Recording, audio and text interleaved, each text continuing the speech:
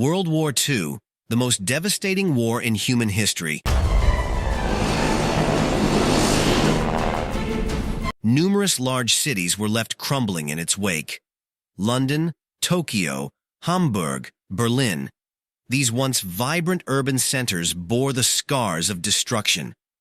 Today, nearly all geopolitical events and international relations can be traced back to this war.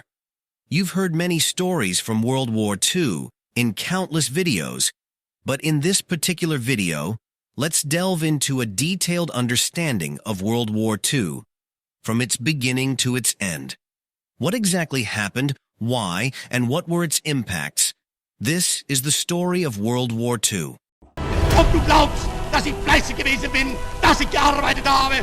It is difficult to track down one single event that sparked the conflict, for ultimately it was a series of events that conspired together to eventually light the flame of war. The world's most hated treaty, the Treaty of Versailles, thus starting World War II in 1939. The whole world is against Hitler and Hitlerism. Let's begin this story from 1919, the year when World War I ended and the famous peace treaty was signed, known as the Treaty of Versailles. The Allies, which included the United States, Britain, France, and Italy, said that Germany was solely responsible for World War I and that it must pay for all the damage that had been caused in various countries. This clause is also known as the War Guilt Clause, because regardless of the other countries in the war, it implied that only Germany was responsible for it. France and Britain wanted Germany to pay heavy costs for losing this war. They wanted to recover their losses from Germany. As a result, according to the Treaty of Versailles, Germany was told to pay a fine of $33 billion to the other countries. In today's money, it amounts to around $270 billion. This is such a large amount that you won't believe that it was only in 2010 when Germany made the final payment of this fine. It took almost 100 years. The first payment of this fine was made by Germany in 1921. Right after that, devastating hyperinflation was recorded in Germany. Germany's currency back then was the German mark. You can't imagine how rapidly it was devalued. In 1922, in Berlin, a packet of bread cost 160 marks. The next year, in 1923, the same packet cost 200 billion marks. Obviously, the economy was crippled, and the rate of unemployment rose rapidly. In such circumstances, our story entered Adolf Hitler, a young political leader who knew how to manipulate the masses with his speeches. In 1923, Hitler's Nazi Party tried to overthrow the German government by staging a coup. Even though this attempt failed, it caused Hitler's popularity among the masses to increase manifold. Rumors were spread among the people that the embarrassment faced by Germany, the international humiliation of Germany, were because of the anti-national elements living in the country. People were distressed, and it was easy to manipulate them. Hitler claimed that the Jews and socialists living in the country were to be blamed. They were the reason for Germany's disgrace. Over the next 10 years, propaganda was used in abundance, and media organizations were paid. Hate speeches were everywhere. In 1929, the Great Depression came, worsening the already dire unemployment situation. By 1933, 6 million people were unemployed in Germany, and many were homeless. Children were starving to death. As a result, in 1933, Hitler declared himself the dictator of Germany. After taking over full control of the country, Hitler started working on making his dream of a German empire come true. The German Reich, a state that would be racially pure. Its residents would be people of the Aryan race only. There would be no space for Jews and Slavs.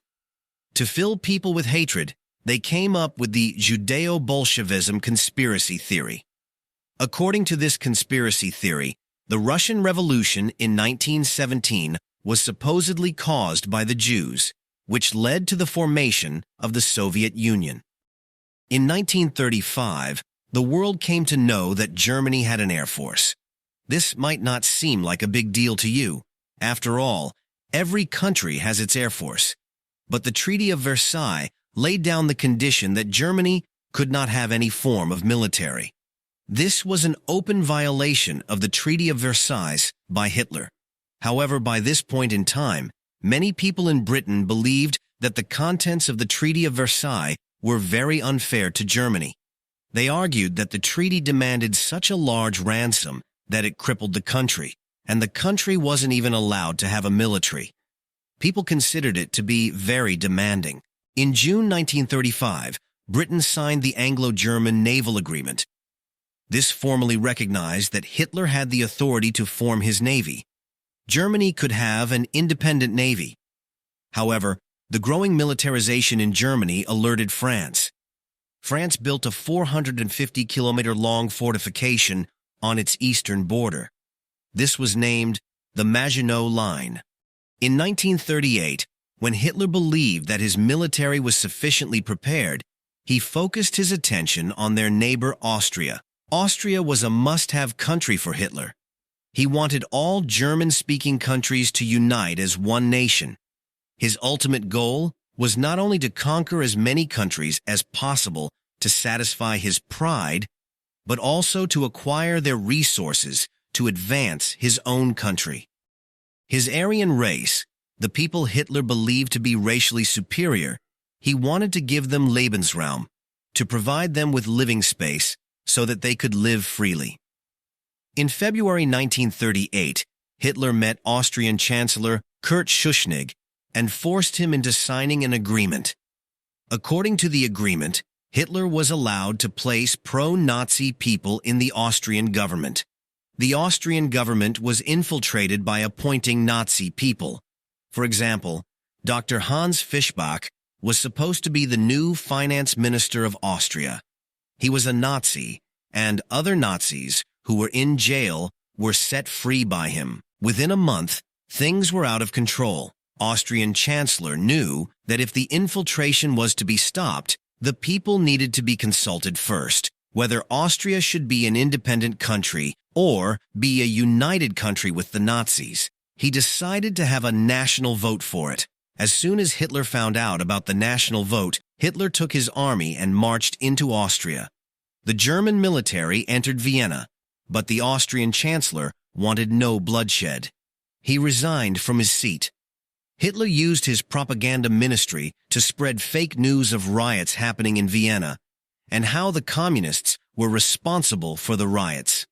So, the Austrian government asked the German army to help them protect Austria. The next day, the Austrian parliament was dissolved and Austria ceased to be an independent country. This invasion was successful without any bloodshed. A major reason for this was that many people in Austria were actually in Hitler's favor.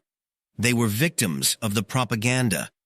They believed Hitler's invasion would make their country into a superpower. After taking over Austria, Hitler moved on to the next country, Czechoslovakia.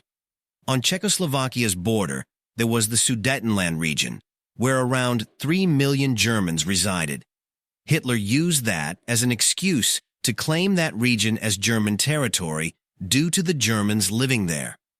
British Prime Minister Neville Chamberlain came into the picture. He wanted to avoid a war at all costs. He believed that if Hitler was given what he wanted, he would stay calm, and there would be no wars. This is why, in September 1938, the Munich Agreement was signed. That the settlement of the Czechoslovakian problem, which has now been achieved, is, in my view, only the prelude to a larger settlement in which all Europe may find peace. Under this agreement, the Sudetenland region was to be given to Germany only if Hitler promised that there would be no more wars. Hitler gladly accepted this piece of Czechoslovakian land. However, not even 1 year passed before he violated the Munich Agreement. In March 1939, Hitler took his army to invade the rest of Czechoslovakia. People fought for the first time, but the German army won easily. The country was split into two. One part was included in the German territory, and the second part was made a Nazi client state. A puppet government was installed under the name of the Slovak Republic. British Prime Minister Chamberlain faced heavy criticism due to this. Winston Churchill famously said, "At this point in time, you were given the choice between war and dishonor. You chose dishonor, and you will have war." Hitler looked for the next country, which was Poland, to take control of. In a sly move, Hitler signed a non-aggression pact with the Soviet Union in 1939. At first glance, you'd think that Hitler hated the Soviet Union and communist ideology. So why would he do this? The only reason for this was to invade Poland. The Soviet Union wanted a part of Poland too. In this situation, the interests of the two nations were aligned. On September 1st, 1939, nearly 1 million German troops started moving towards Poland. They planned on attacking from the north and south simultaneously. Other countries were shocked at this. The UK and France were at the edge of their patience. If Hitler continued invading one country after the other, the next number could be theirs. They couldn't tolerate it any longer. The UK gave an ultimatum to Hitler. If they went ahead with Poland's invasion, they would declare war against Germany. Hitler ignored the ultimatum, and with this, the UK officially declared war against Germany. After this, France, Australia, New Zealand, South Africa, and Canada declared war on Germany. UK's Prime Minister Neville Chamberlain broadcasted this announcement on the radio. A state of war would exist between us. I have to tell you now that no such undertaking has been received, and that consequently this country is at war with Germany. But at this point in time, World War II hadn't actually begun. This period is known as the Phony War because there was no real war yet. Though technically these countries had declared war on Germany, none of them provided military support to Poland. Poland's army was extremely old-fashioned. They still used horses. They couldn't last against Germany's military strategy, and neither Britain nor France could save them. Nearly 1.3 million people were mobilized in Poland, but it didn't even take 1 week for the German army to defeat them. On September 8, 1939, German troops occupied Poland. Here, it's important to mention Hitler's revolutionary warfare strategy known as Blitzkrieg. Using this, Hitler successfully invaded several countries. This military strategy focused on speed and stealth. They used tanks to invade the country so quickly that their opponents didn't have time to think. Then, their air force would join from above. It was known as Luftwaffe, and the invasion took place at lightning speed. In German, Blitz means lightning. Hitler focused on making the wars as small as possible, a war that could be wrapped up quickly within less than a week. To maintain this blitzkrieg, German soldiers were given drugs. That's right, a drug by the name of pervitin was quite common. Today, we know it as crystal meth. Confidential military communiques reveal the Allies suspected the Nazis were using something to supercharge their troops, but they had no idea what it was. When this drug is taken, it takes away fatigue. One doesn't need sleep. It suppresses hunger and thirst, reduces pain, and gives a confidence boost to the user. Giving such drugs to soldiers proved enormously advantageous, even if it was extremely harmful to their long-term health. In the short term, it was very useful in winning these wars. The defending soldiers would waste their time by sleeping at night, while the German soldiers could fight day and night and finish the task within 2 to 3 days. As we move forward with the story, you'd see how successful the Blitzkrieg military strategy was for Germany. Now, back in Poland, not only was Poland invaded by Hitler, but the Soviet Union was also invading it from the other side. After it was defeated, it was partitioned into two. Half of it went to Nazi Germany, and the other half went to the Soviets. The logic used by the Soviets was that before the Russian Revolution, the area actually belonged to the Soviets, and so they deserved it. But from the Soviets' perspective, there was another country which was a part of the Russian Empire before 1917. It was Finland. Stalin was worried that Germany would invade Finland. Stalin couldn't really trust Hitler. The worst problem with it was that the city of Leningrad, where Stalin resided, was only 50 kilometers from the Finnish border. Had Finland been actually occupied by Nazi Germany, they would have been too close to Stalin's home. So, without waiting for Hitler to try to occupy Finland, the Soviet Union asked Finland to hand over their territory to the Soviets. Obviously, Finland refused, and so the Soviets launched military action against Finland in November 1939. This was an imbalanced war. The Soviet Union's army was much larger than Finland's, and they had better equipment too.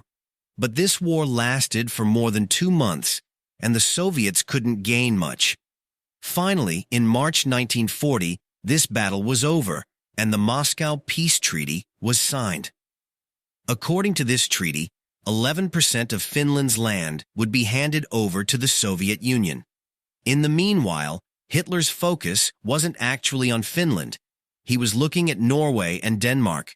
In April 1940, Hitler prepared his plans on how he could establish control over Norway and Denmark.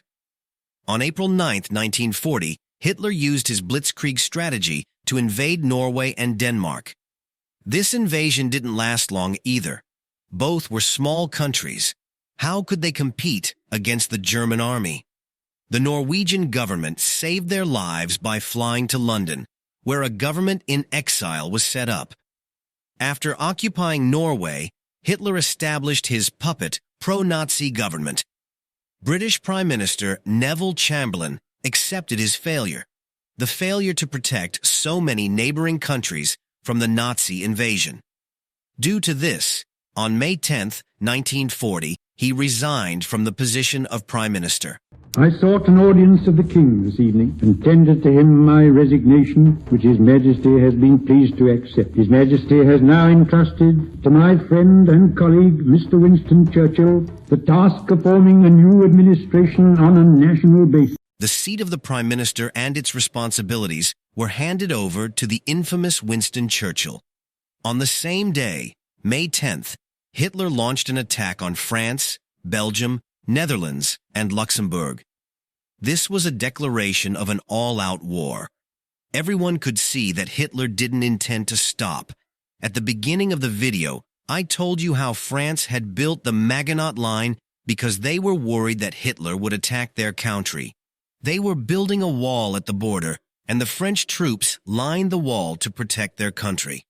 That the fate of Holland and Belgium, like that of Poland, Czechoslovakia, and Austria, will be decided by the victory of the British Empire. On the borders of Belgium and Luxembourg, the Allied forces were stationed to protect them.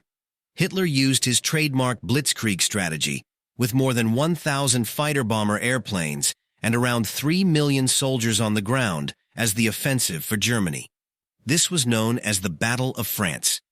The German troops were divided into 3 groups, A, B, and C.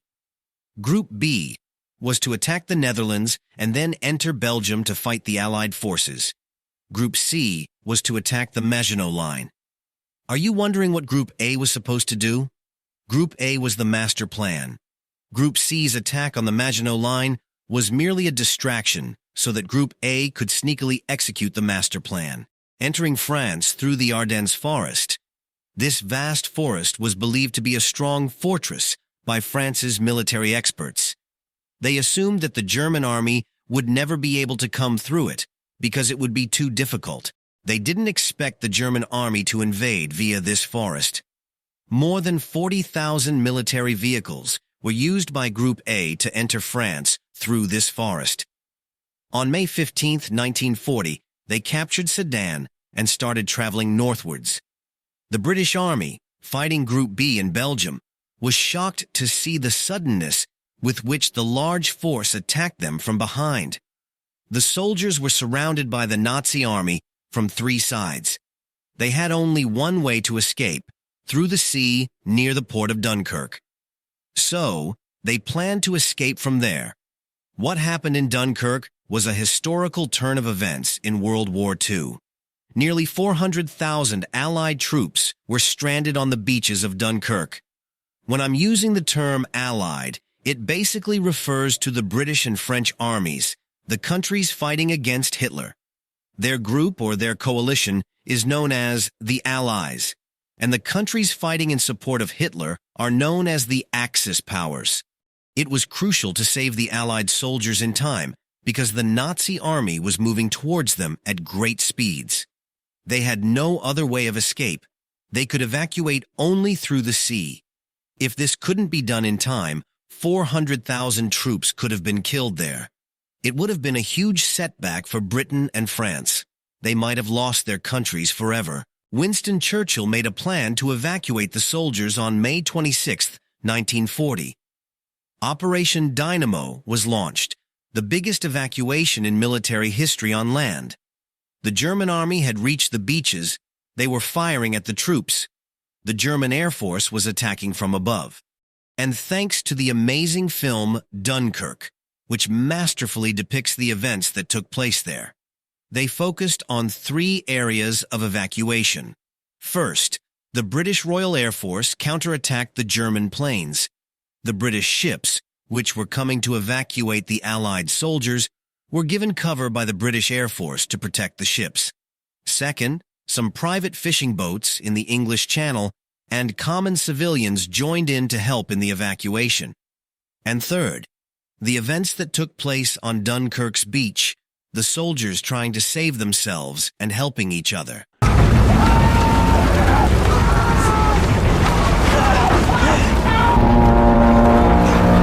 On June 4, 1940, nearly 350,000 soldiers were successfully evacuated, as you would have seen in the film as well. But the bad news was that most of the military equipment of the Allied forces was used up in this evacuation. Some days later, on June 22, 1940, France surrendered to Hitler.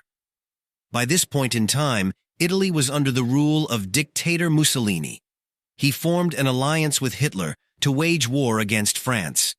The alliance of Italy and Germany was known as the Pact of Steel. The 2 countries declared war against France and Britain on June 10th.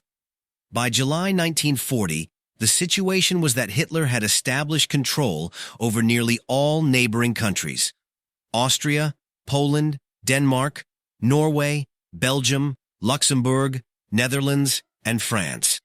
At this point in time, there were only 3 main countries in Europe: Hitler's Germany, Britain, and the Soviet Union. Germany and the Soviet Union had a peace agreement, so Hitler needn't be worried about the Soviet Union. He believed that the Soviets wouldn't attack Germany. He thought that Britain was the only remaining threat to Germany. You might be wondering about America's role. America wasn't involved in World War II yet. America was standing back because after World War I, it wasn't interested in interfering with Europe's situation. It was clear that had they stopped fighting at this point in time, Hitler would have been the clear victor. Hitler had a major upper hand, so how did the situation take a U-turn and Britain could defeat Germany? We shall fight on the landing grounds. We shall fight in the fields and in the streets. We shall fight in the hills. We shall never surrender! Let's continue this story in the next video, part 2 of the video on World War II.